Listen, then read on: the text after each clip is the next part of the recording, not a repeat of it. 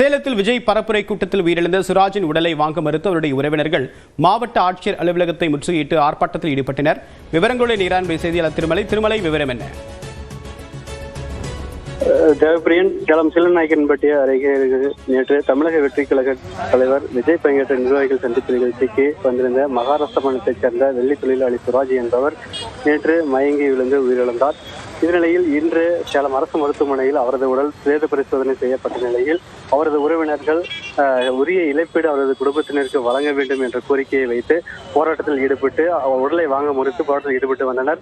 இந்த நிலையில் அதாவது கட்சி சார்பாக எந்த ஒரு பேச்சுவார்த்தையும் நடத்தவில்லை. அதே போல நேற்று வரை நிவாரணம் வழங்கப்படும், உடலை வாங்கி சென்று சொந்த ஊருக்கு செல்லுங்கள் என்று அறிவுறுத்திய கட்சியினர் இன்று ஆறுதல் கூட சொல்லவில்லை என்றும் முறையான பதில் அளிக்கவில்லை என்றும் குற்றம் சாட்டி உடலை வாங்க மறுத்து போராட்டத்தில் ஈடுபட்டு வந்தனர். இதன்படி இன்று சேலம் ஆட்சியர் அலுவலகம் முன்பு 50க்கும் மேற்பட்ட உறவினர்கள் மற்றும் நண்பர்கள், சுராஜினுடைய உறவினர்களும் நண்பர்களும் உரிய இழப்பீடு வழங்க வேண்டும் என்ற கோரிக்கையை முன்வைத்து ஆட்சியர் அலுவலகத்தை முற்றுகையிட்டு போராட்டத்தில் ஈடுபட்டனர். இதையடுத்து மாவட்ட ஆட்சியரிடம் புகார் ஒன்றையும் புகார் மனுவாக கொடுத்திருக்கின்றனர். குறிப்பாக நேற்று வரை நிவாரணம் வழங்கப்படும் என்ற கட்சி சார்பில் தெரிவித்த நிலையில் உரிய பதில் இதுவரை அளிக்கவில்லை என்றும், அதாவது ரசிகராக சென்ற ஒருவர் மயங்கி விழுந்து உயிரிழந்த சம்பவம் எங்களுக்கு அதிர்ச்சியை ஏற்படுத்தியிருந்தாலும் அந்த குடும்பத்தினருக்கு உரிய இழப்பீடு வழங்க வேண்டும் என்ற ஒரே ஒரு கோரிக்கையை தான் முன்வைத்து முறையிட்டு வருகிறோம் என்று அவர்கள் மாவட்டத்திற்கும் தெரிவித்திருக்கின்றனர்.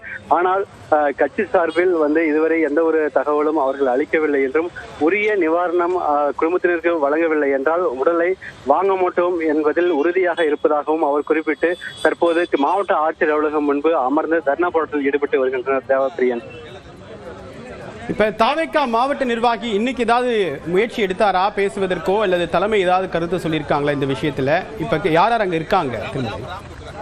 தேவப்பிரியன், அதாவது நேற்று அந்த நபர் உயிரிழந்த பிறகு, அதாவது நேற்று தனியார் மருத்துவமனையில் அதாவது இறந்த பிறகு அவருடைய குடும்பத்தினரை நேரில் சந்தித்து ஆறுதல் தெரிவித்த கட்சியினரும் மாவட்ட செயலாளரும், அதாவது நீங்கள் உடலை வாங்கி கொண்டு அடக்கம் செய்வதற்கான ஏற்பாடுகளை செய்யுங்கள், உரிய இழப்பீடு வழங்குகிறோம் அப்படின்ற ஒரு உறுதியை அவர்களிடம் அளித்ததாக தெரிகிறது.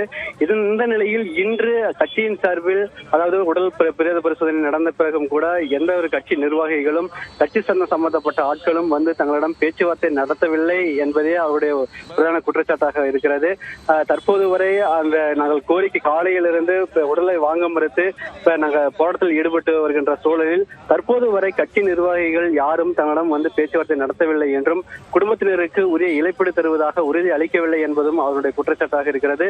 இதன்படி மாவட்ட ஆட்சியரிடம் தங்களுடைய கோரிக்கையை முறையிட்டு, அதாவது தமிழக முதல்வருக்கு எடுத்து செல்ல வேண்டும், அதாவது கட்சி நிர்வாகிகள் தரவில்லை என்றாலும் தமிழக அரசாவது அந்த குடும்பத்தினருக்கு ஏதாவது ஒரு இழப்பீடை தர வேண்டும் என்ற ஒரு கோரிக்கையையும் அவர்கள் முன்னிறுத்துகின்றனர். ஜெயபிரியன், விரிவான தகவலுக்கு நன்றி திருமலை.